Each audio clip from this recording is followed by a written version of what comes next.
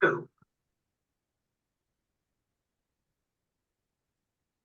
hello and welcome everyone. Waiting for a few of us to join. My name is Claire and I look after the young reporters for the environment in Ireland. So we launched the competition in January and we hosted our first webinar on article writing last month with Dave Robbins, which you can watch back on our YouTube channel. And today we'll be covering photojournalism, and I'm delighted to be joined by our special guest, Naoise Culhane, today. Just to have a quick run through then the running order for today.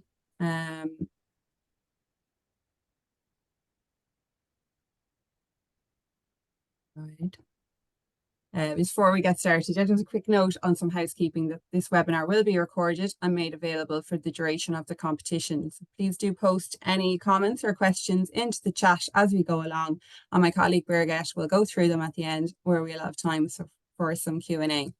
Quick overview then, I'd just like to welcome all our new participants onto the programme, give you a brief introduction, the background, the history both in Ireland and internationally, and then we'll move on to the 4-step methodology used to create entries, refresh our timelines for the year ahead, detail the resources and tools that are available to you, especially for the newcomers that we have here today. And then I will hand over to Naoise for 30 minutes and then we'll have time for Q&A and let you get back to your lunches.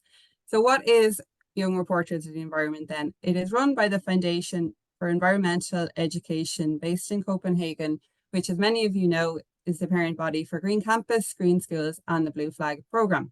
It started off in secondary schools here and has since expanded into third level and acts as a showcase for Step 6 informing and involving. The essence of the programme really is to encourage you all to investigate a specific environmental issue in your community, propose solutions and articulate findings through the media of either writing, photography or video. The programme develops skills and knowledge about environmental issues around us, and it enhances our communication skills, citizenship skills, individual initiative, teamwork, critical analysis, social responsibility and leadership abilities. Previous winners have been featured on RT News, published in the Irish Times, and international exposure as well through the international competition. YRE International is celebrating 30 years of the programme this year, so it's active in 42 countries and it has over 495,000 young reporters across the globe, some who recently also reported at COP28. So we're all involved here on something that operates at a very large scale. The themes in recent years have also expanded into climate action, loss of biodiversity, pollution, and in other categories. So it's really broad and it broadens your scope as journalists, and it supports the 17 global goals in a very multifaceted way. The reporting can take on any issue from travel, air quality, energy use, litter and waste to biodiversity. And the judges of the competition will be very keen to see entries that identify and offer solutions in these areas.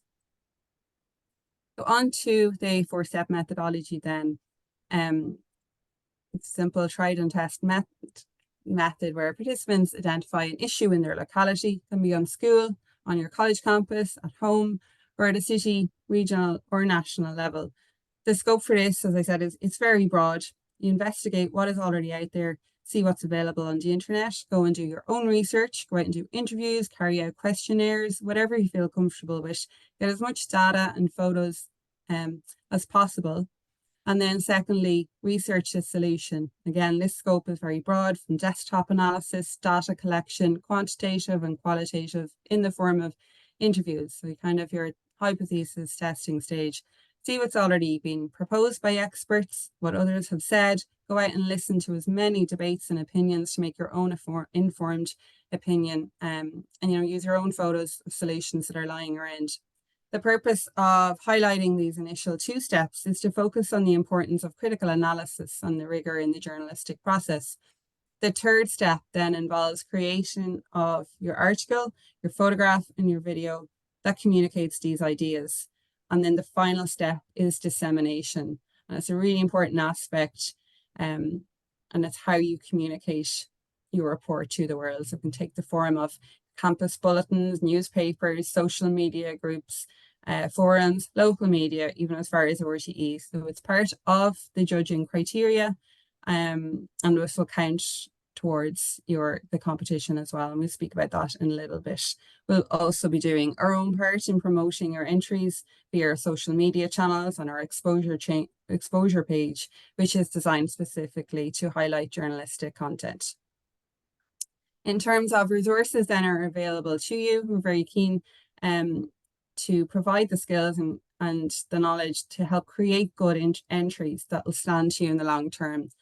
There is a handbook which contains useful advice about judging criteria, tips on crafting articles, photos, videos, as well as photography. So contact me if you haven't received this already, and I can email you out a copy. The website is a really good portal. Then there's an international website as well, which is good for video tutorials as well as best practices. And there's a really good document there on YRE and sustainable development goals as well for those who are interested. The Irish website has more kind of detailed information on the national competition here, including entry criteria and guidelines. And then we have our exposure amplification as well. So exposure is a tool which acts to quickly and easily turn content into shareable professional pieces for online audiences. And we will be publishing and sharing content throughout the year as it arises. One key benefit is that it allows us to be current without having to wait for that end of year competition. And then we also have the FEE, Foundation for Environmental Education Academy. And there are a number of free courses here that take about 2 to 3 hours on storytelling for climate action. So it has specialized courses on videography and photography and on article writing there as well. Contact me if you do need any of these at the end. And now a quick recap on the timelines for the year ahead. The next webinar will be planned April 9th on videography and focus on utilizing our smartphones as well. So the idea is we want to make it as accessible for people as possible too. All our webinars will be recorded and uploaded to our YouTube page for reference. The award date will then be decided for May and June. The accumulation of the programme then is the national competition, which takes place every year, usually in May. The prize fund is €1,500, both for green schools and green campuses collectively, and it's a great incentive to get involved. In the past, we've given away tablets, GoPros, and even cash for winners and runners-up. You can enter as an individual or a group. There are no limits, but just remember, if you're entering as a group, the prize will be split between the group as well. So the judges look for evidence of critical thinking and originality in entries. Points are also awarded for evidence of dissemination, so how you're sharing your work. So it's really important to include this in your entries. For our national competition guidelines and the terms and conditions, the best place to keep an eye on this is yreireland.org, where you can see the criteria in more detail. So today we're going to focus on the photo category. There are 3 different categories here: a report, documentary photo, campaign photo, and a photo story. All photo entries must have a title and a caption explaining how the steps were followed and, more importantly, the solutions as well. So it's usually a description of about 100 words with a caption of 20 words, explaining, your environmental connection. And if you used any facts and figures in this description, remember to cite your resources in your reference list.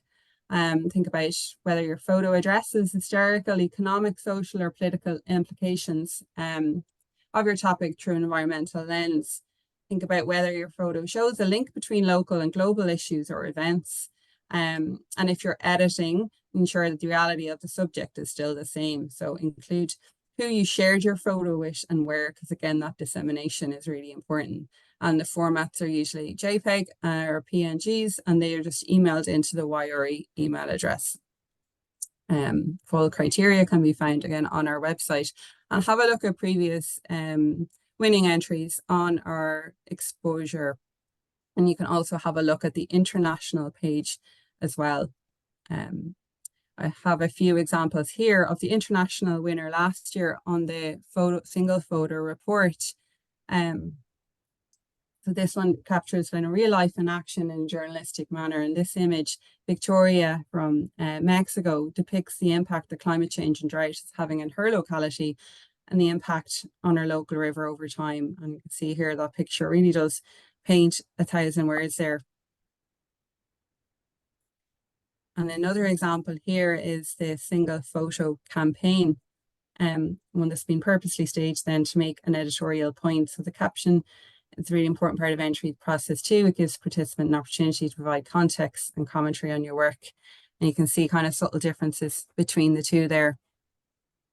And this one here, I can see it represents a human's collective toxic consumerism, and the character displays the collective greed and all humanity's regard for the environment compressed into one being or character there.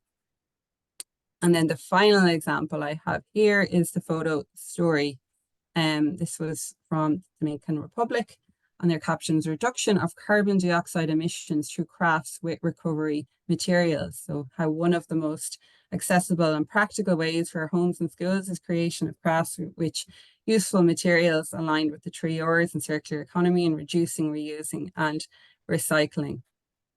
So you can see just the 3 categories there. I'll go through this at the end as well again, and I will leave my contact details too if you do have any queries.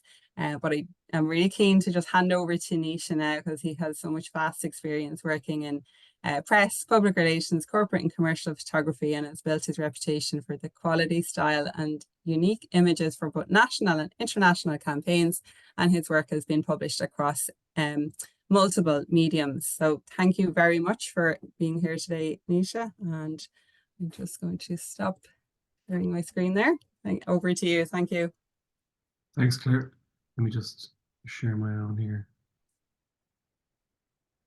Okay.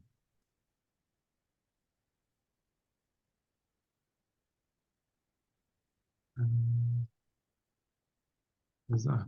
We'll go from the top. You can see that? Yep. Great. So thanks, Claire, and hello, everybody. I hope that while I can share for the next half an hour or so, might give you some tips and tricks and ways to address the competition from a photography perspective.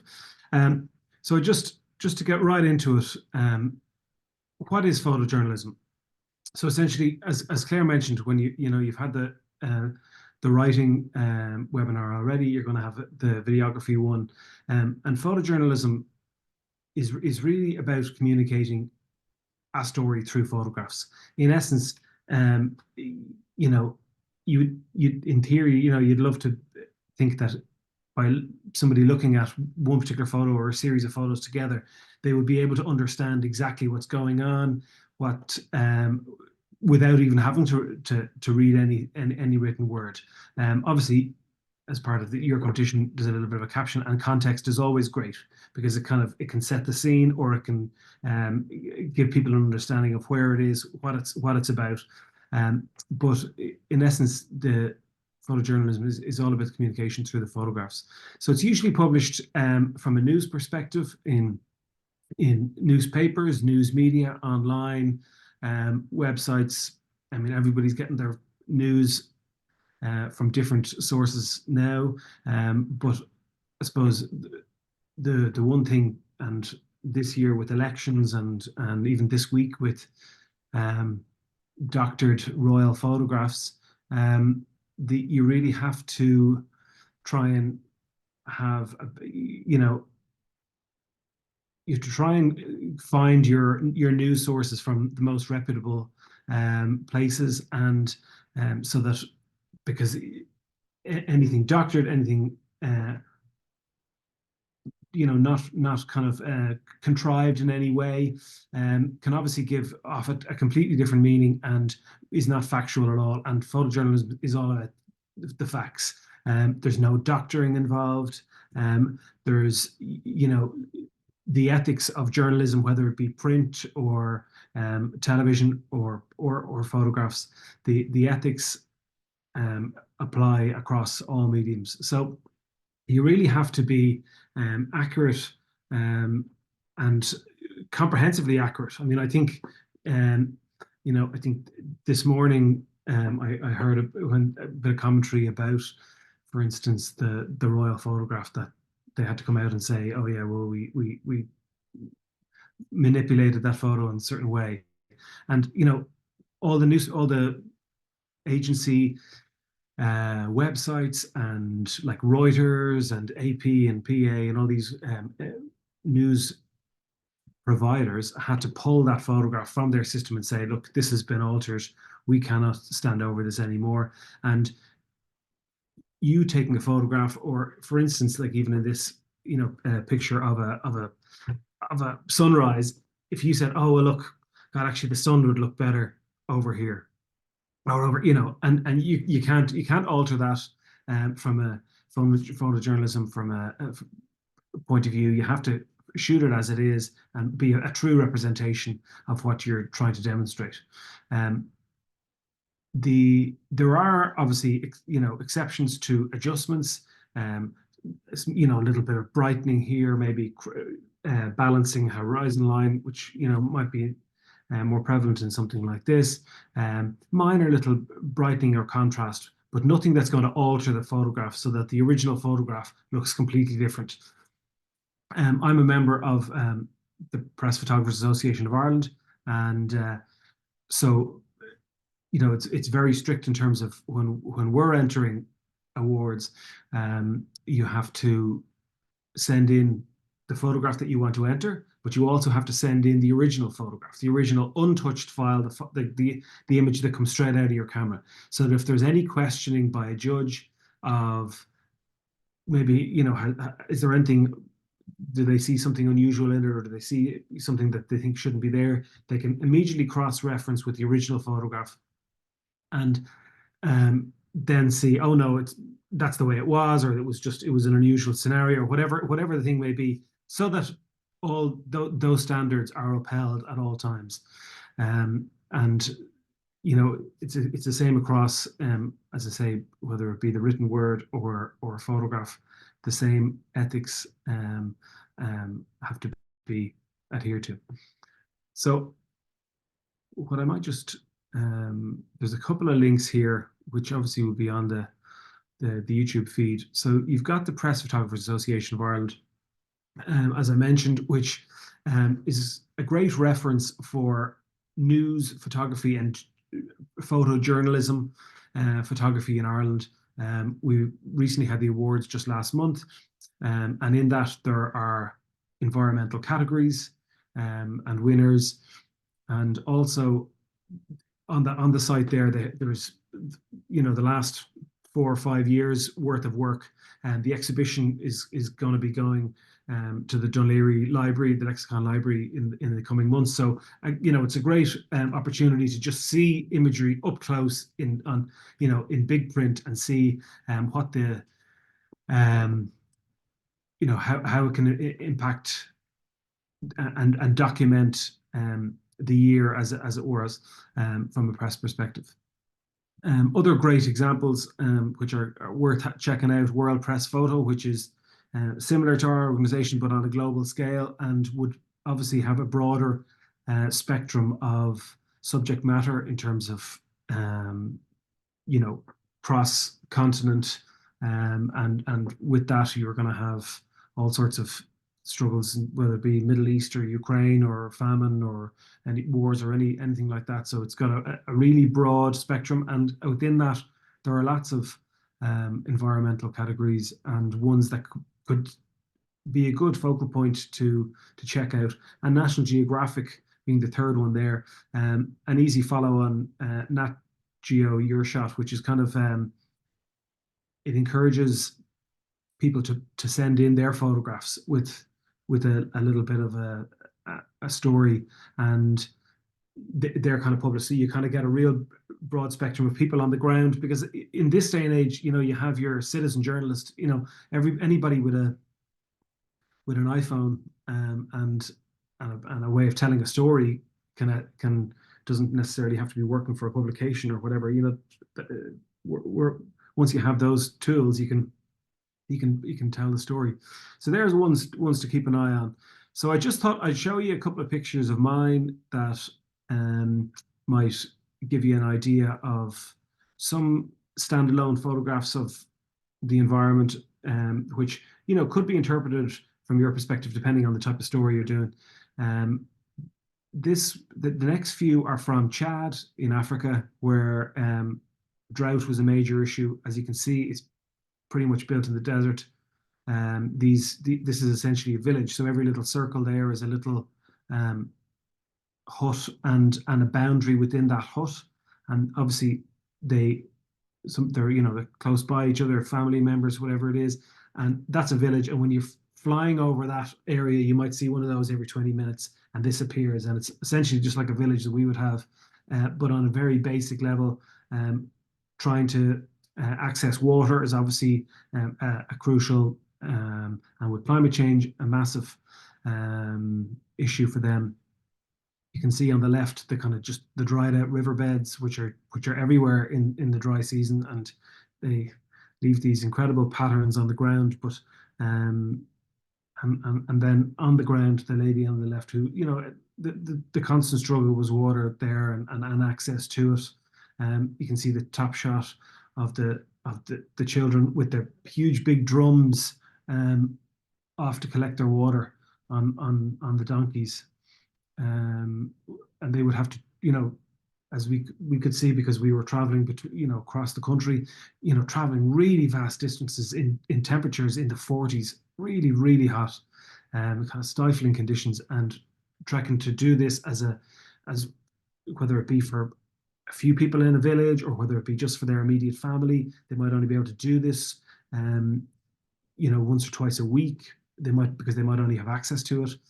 You can see on the bottom right where people are lining up for water at a Red Cross centre where they have a drum, and that's it's protected because it's so precious, and they're trying to distribute it as best possible. Again, another shot there on the left of the dried out riverbed, which, as I say, they make these amazing patterns when they are dry or full, really. But it's just so stark, and all those little lines that you see in around are just tracks from people and from animals, herders who are moving around. Just another example then, closer to home in terms of a protest. This one, obviously, protests, and the photography of protests is commonplace. They happen regularly, and especially in Dublin. And this particular one was on Black Lives Matter outside the American Embassy. So, what you're trying to do is I suppose you're trying to look for, trying to document the story. You're trying to look for, from my perspective, for kind of animation for people who are really passionate. Um, Set the scene, maybe see, you can show how many people were there, or so I haven't all the shots here, but just a few, just to kind of to demonstrate that. And this lady on the left, who is also the girl on the right, after she spoke, I just asked her for to do a portrait, and because she was such a powerful voice at it. And so you're kind of it's kind of like the picture story element that is one of the criteria in the competition, that you're using a few different photographs to document the same story. So, and that can be a mixture of portraits or setting the scene, or documenting different things for it to transfer. Again, just a scene down the west of Ireland showing the kind of wildness of high seas and wild weather. A lot of my work is commercial work. My day job as such, which can be some of across into press work. And then when I'm not doing that, I'm also, I'd also shoot some landscapes or wildlife shots, or that kind of thing that interests me as well. Like, this is a kingfisher jumping out of the Dodder. But again, I think there is always an interest with people and animals and nature within their environment. And if your story happened to be on water pollution, or happened to be on anything to do with waterworks, or something to do with the Dodder, or whatever it may be in the instance, and you can use something in context to demonstrate that point. Um, Here's a photograph of the moon rising behind Crowpatrick. I tend to go off and do a few moon shots every now and again, and I had to wait for it to rise up enough, and that particular shot was taken about 5 kilometers away. So you get the perspective of them kind of being so close, but it's kind of an unusual one, like it's sitting on top of the roof of Crowpatrick in County Mayo. Here is a shot one morning. There was really, so watching the weather can be really important. Watching where, and there's loads of really good weather apps, but watching for if the clouds are going to be high, clouds are going to be low, if you're going to have fog or mist. And if you've got fog or mist, it can be early morning. You can be really impactful sitting on. I'm sure people would have seen it around the country, and you could have low hanging cloud. And when you have that, and the sun rises at the same time, the sun goes through the mist and creates this type of effect. So this is in the Phoenix Park. It was about October time, so the rut was on, which the rut is when the males are at loggerheads and they're uh, vying for attention, and they're always very active. So I knew that they were going to be out and about, and it was obviously going to be a topical story at the time because it's that time of year, and they had that little bit of mist. The sun came in and it created a very kind of graphic image,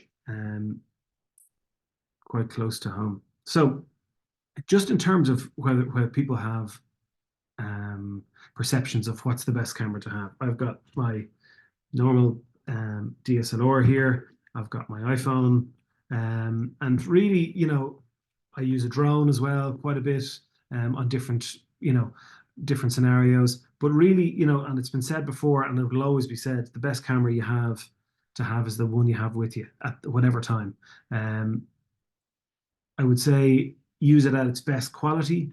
So if you've got a camera that shoots RAW, whether it be a camera like this, great, use it on RAW. Don't use it on low JPEG, where you'd be kind of looking for a pixelated shot at the end.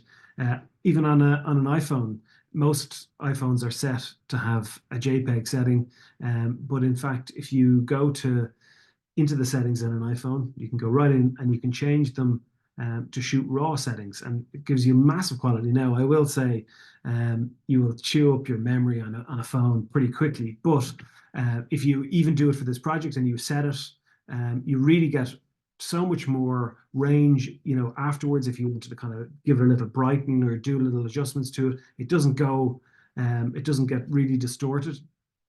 It means that if you are shooting in particularly low light, or if you're where it needs all the best quality, that's the setting to. So try it out if you're using a phone, which are brilliant now. They're so good.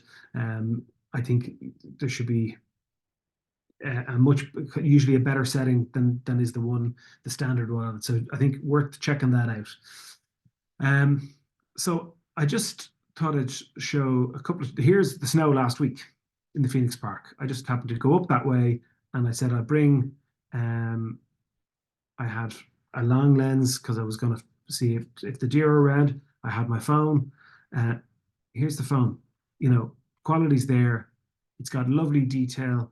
You've got the lovely outline of the tree, and because there was no wind, which is unusual with snow, everything lay on the snow lay on the trees really well and created lovely shots. And here is another example of, it's kind of almost like a tree type shape, but it's a drone shot of mud flats in County Mayo, and so you're looking down, and they're just little pockets where the water comes in and out because of when the tide comes in. So it's like kind of looking from a different perspective, whatever your tool you use, whether it be the phone, or whether you're using more kind of advanced equipment. I suppose the beauty of having the phone, and I think a good example of that was recently when the Dublin riots were on, and there was a little bit of a negative attitude towards the general media at the time. that day in particular. When some of my colleagues were heading out to cover the story that evening, they were so much safer having an iPhone and using that because they just looked like any other observer, any other passerby that was documenting buses on fire and all that crazy stuff that happened. And if they had their, their work camera as such, their DSLR, they would have kind of stood out as a news photographer. Now, look, it depends on the situation. Sometimes you can, you have to judge it, but sometimes there are ways to access a situation with the phone where you'll be blend in with the background, and ultimately that can be as important if you're trying to document something that is a little tricky like that day. So I want to go through a few different things. So how to get started in finding a story. You want to everybody, I think, should look in their local environment, and you don't need to go a million miles away to find a story. There should be one pretty much on your doorstep. Environmental groups, tidy towns, beach clean groups, any groups like that are out and about already in the environment. They will be able to maybe help and assist, or you're already doing it in school in the Green Schools Initiative, or something that you've kind of identified as an issue, and then you're trying to represent it. So if you already have that, great. Then get out and start taking photographs, because ultimately, the more photographs you take, the more trial and error you do. You won't get great photos sitting at your school desk or your home desk, or you really need to get out. And a lot of the situations that I find myself in terms of my we'll say the sunrise deer, or even last week with the snow, you have to go out and see what's going to happen.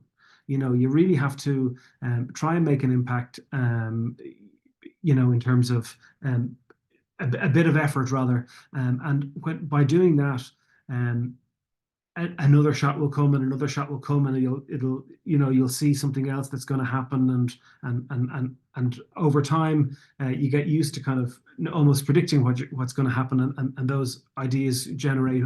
But you need to be out in the environment for them to happen. They are news stories. I'd often come across, or have over the years, but by just kind of being curious, seeing somebody and saying, there's something going to happen here, or what is it? And by being there, first of all, you need to be there. And two, you need to kind of be curious, and follow up on things, and just, one thing will lead to another. So, whether it might start with an idea that you've got from somebody in your Green Schools group or from an environmental group, and then it'll lead to something else, and you go, okay, that's ultimately maybe what our story is going to be about. So I wanted to, Claire, use some examples of, I think you actually showed one in your intro, of the different categories, and ones that I thought of previous winners that worked very well. So with the three categories being, as Claire outlined, with the documentary photo, the campaign photo, and the photo story. So some of them are less photojournalism, some of them the campaign photo. The example I'm going to use, and also the one you did, is a setup shot. It's not, but it's to demonstrate the message and the idea. So whether it be a combination of photojournalism and photography that this project is, so it's not strictly because photojournalism, excuse me, is where you're not contriving a situation, you're just documenting it as it is. So there's a little bit of a crossover in this. But I just said, so this was a winner, and I just thought it was really impactful. So if you immediately look at the photo, it's quite simple. The dry riverbed, you're immediately drawn in what's going on here, the shape of the boat. It's quite graphic. It doesn't have too much distraction in the background. You can kind of, it's got nice light, sunny, but you've got an immediate impact. And then when you go to the caption, it's a kind of a concise description. what it is, where it is, what it's about, and the picture is demonstrating the story. It's drawing you in and going, oh, I definitely know this is something to do with the environment. What else is going on? And it's a good example. And there's lots of these great examples on the website. So I just said I'd flick through a couple of them. This is the one I think that Claire showed earlier on, but it's a very strong image. It's very eye catching. It's kind of there's an element of gore to it. It's a very busy background. There's kind of brands and this consumerism angle that the photographer was trying to create. The eyes are very strong in terms of the eye catching, drawing the viewer in, and then asking the question. We don't care, do you? You're putting it up to the viewer then to kind of question themselves and question the photograph and everything like that. So thought it was a good example. And then this was another one where the picture story, where I thought the initial photo was very strong. I'm going to play the video there, but so the initial photo is strong. You kind of know what it is. Again, animals, very impactful.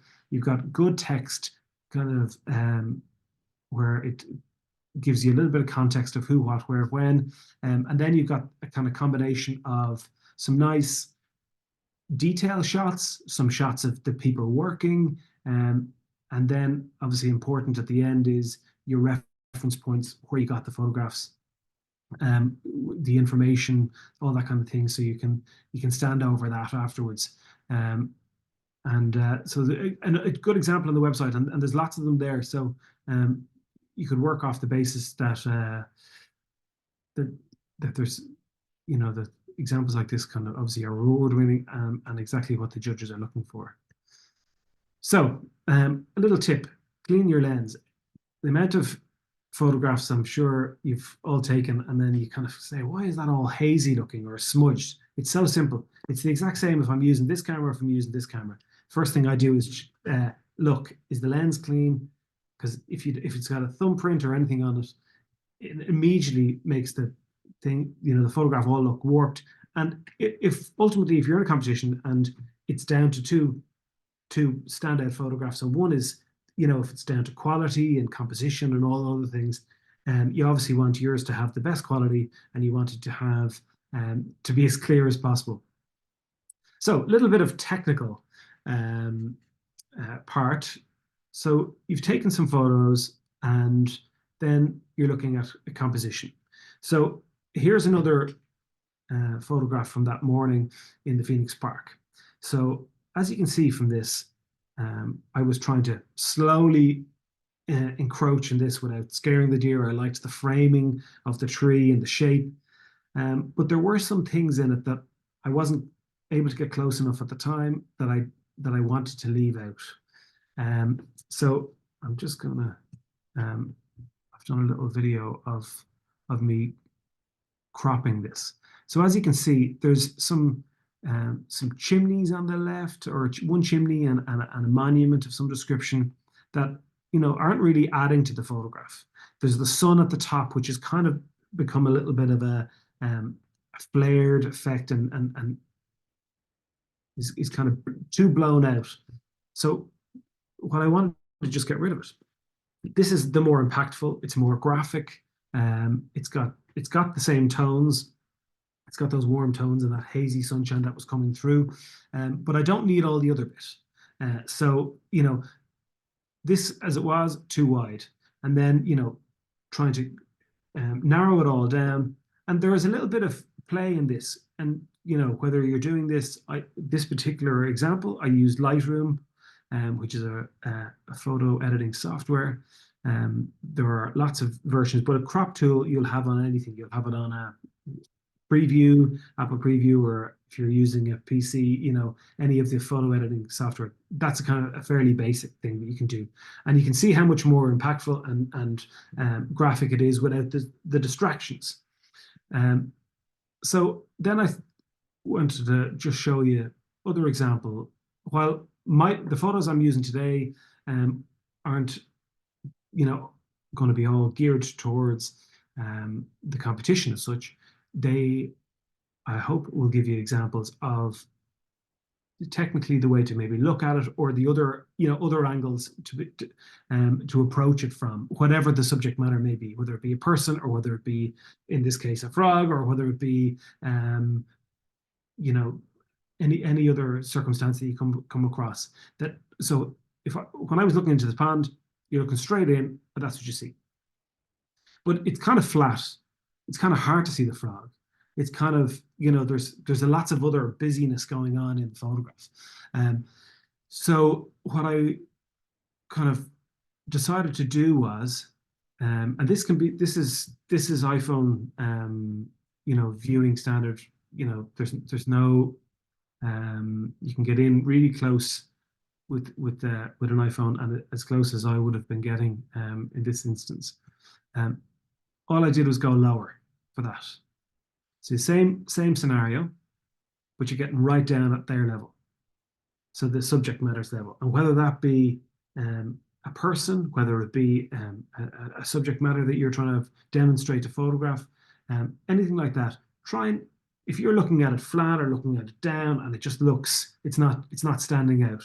Well, it's the same if you were to take a photograph of somebody here, or the other angle. You might get down low, have a lovely sky, have the person there, and it's immediately more impactful. Same situation here, where you've got the standard photograph looking in, but there's nothing amazing about it. It looks flat. It's kind of like a scene setter. You're looking at it, you go, okay, how can I make this better? So I took this photograph going, right, I know I can improve this. And you get right down, and then I got lucky with a little fly crossing the frog's eyeball. But if I hadn't have been there, and I wouldn't have got lucky. So I just wanted to show you, this is on my iPhone, where I just used the edit tool inside in the Photos app, where I just wanted to balance it a little bit, maybe add a tiny little bit of contrast, and just ever so slightly make some alterations. And then again, it's about the cropping, because it's much more impactful if I'm in close. If you have the quality, and that's what I was saying about the quality, allowing the quality on the phone or on the camera, whatever it may be, go for it to set the best quality, because then ultimately you end up and you can get right in nice and close, and it's all about the bulbous kind of eyeball there, and that moment that the fly walks across it. Made it so much different to the original shot, the original kind of viewpoint, getting in, getting down, and another one I thought I'd show you. So this is Clew Bay in Mayo, and I was just went down to the beach one day, and there were some paddleboarders out. So this is actually shot from the pier, from the end of the pier, looking down, low tide, early morning, really flat, really calm. And then I said, well, again, let's see if I can kind of improve on this. Now, whether that be with a phone getting down on beach level and having them as a silhouette against the sky. I tried one where I went up. I used a drone and went up a little bit higher. So you're kind of getting a sense of scale. You're getting the vastness of the water, and you are getting kind of just a different perspective from the pier. This is the same group, but all I'm doing is looking straight down at them. So again, just looking for a little bit of a different angle. And while I'm using tools like a drone and firstly the iPhone, this can be emulated, or the same principles will apply whether you're using a phone and just looking for a different angle. That would be always looking for something different. So just a quick touch on some of the editing software. I use Lightroom if I'm working on the computer, because it gives me lots of scope to input photos and view them quite clearly, and maybe make some of those cropping alterations. If I'm using the phone, if I'm working in the field or on a job, I'll use the phone, and whether I'm taking the photographs on the phone or whether I'm taking the photographs on the camera, I'm using that editing software. I use an iPhone, but any editing software where you can go in, you can make small little adjustments, you can do the crops, you can save it as a new photo, so you're not losing your original. The other options would be Photoshop, but between Lightroom and any photo editor in your phone, you'd be well covered. And a photo editor in your phone these days is so uh, easy to use, but also has all the attributes. You shouldn't really need to go much further than that. So in modern media, and obviously in social media, if you are posting it to like Snapchat or TikTok or Instagram, obviously the shape is different. It's an upright shape. If you're using it on a traditional media, on news websites, it's traditionally landscape shape. So, if you're shooting something, and you'll see a lot of the examples on the website, there's a good mixture of upright portrait shots and landscapes. So just be conscious of that when you're shooting a project, that you have an option maybe for each format, so that you're not stuck with a really narrow upright shot and you want to try and place it across your story that you think, oh, actually in hindsight it would really have worked to landscape. So be conscious of that when you're shooting it, and also maybe when you're editing, you can obviously crop it into squares or different things. And that's again where the quality will stand to you, because if you're trying to crop it, if you the better quality you have set on your phone, you will be able to hold that quality, and it'll look better. So here's just a little example. Again, last week, so snow, upright shot, quite a graphic image. These two walkers just walked past each other. So it's moments apart. But I've got two frames. And if I'm looking at it from a newspaper perspective, I know that certain newspapers in Ireland, they prefer an upright shape and they like something graphic like that. And others will use it maybe more on a website, or they'll maybe use it more of a landscape type style image. So again, I'm shooting for that in mind.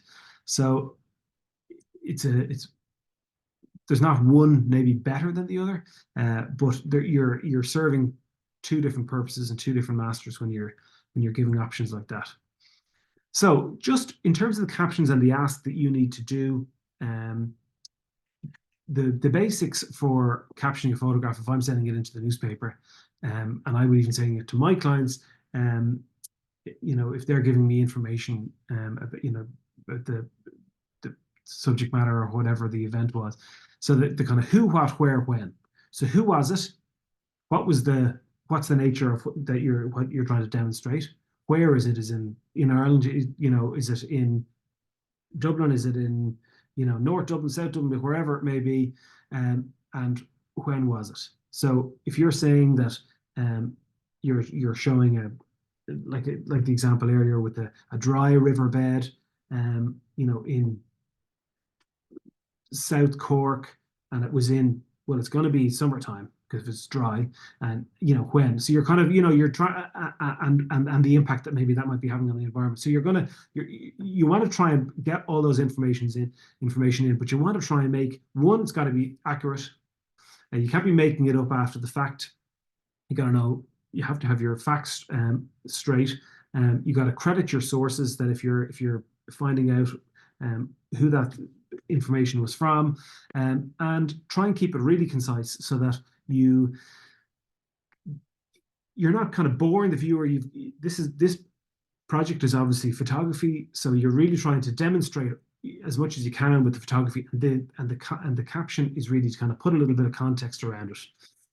So, like myself here, in summary. So, in summary, find an interesting story. We spoke about how you might be able to find that.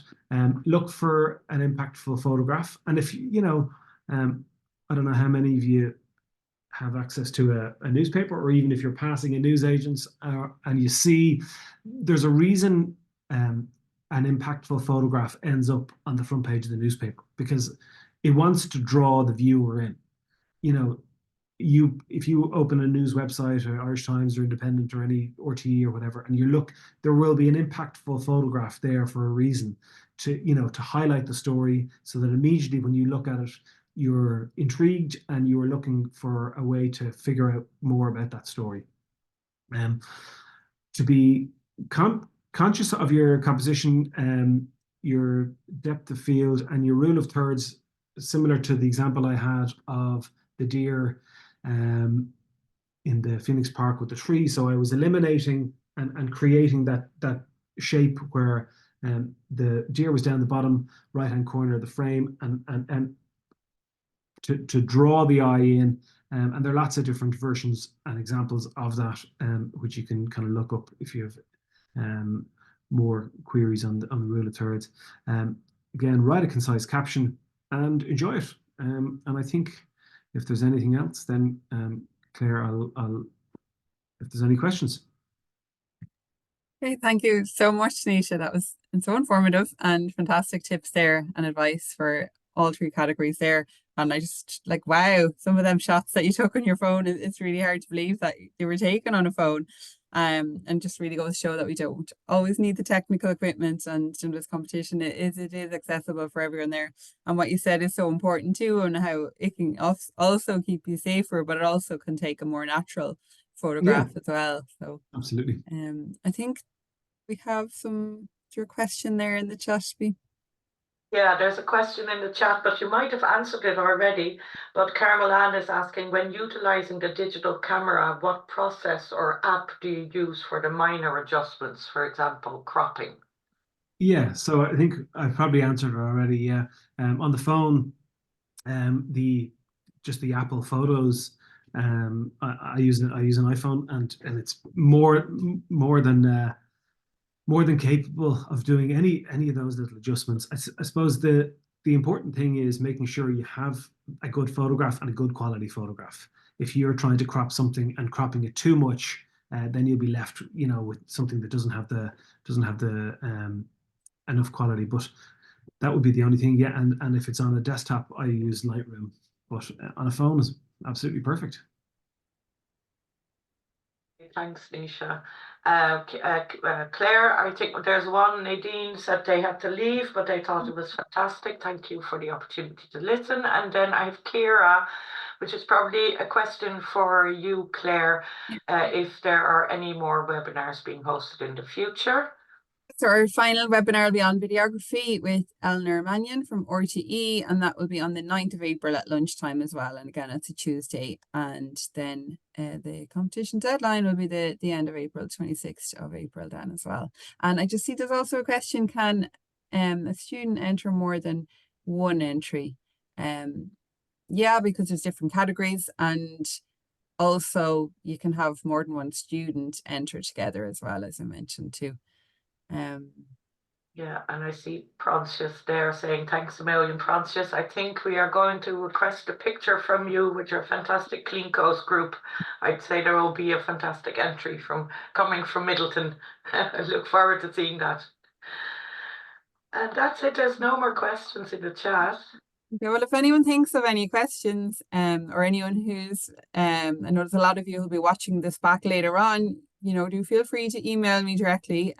My contact details are in the chat there, yre@eu.antashka.org, and do follow us on Twitter, Instagram, and Facebook as well for our updates. Have a look at our case studies and examples on the Exposure website as well. And thanks everyone for coming along today and giving up your lunchtime. For Naoise, There's one last question there. Can we participate in national and international competition with the same subject? So how it works is you enter the national competition, and then the judges in Ireland then pick the winners, and that goes you're entered automatically then into the international competition. So that's how that works. That makes sense. That's it. Thanks, Claire. Great, and thanks Bea for facilitating and moderating the chat. Thanks to Naoise for your insights again today, and thanks for everyone for attending today. And we will let you get back to your lunches now. And yeah, thanks very much everyone. Leave it at that.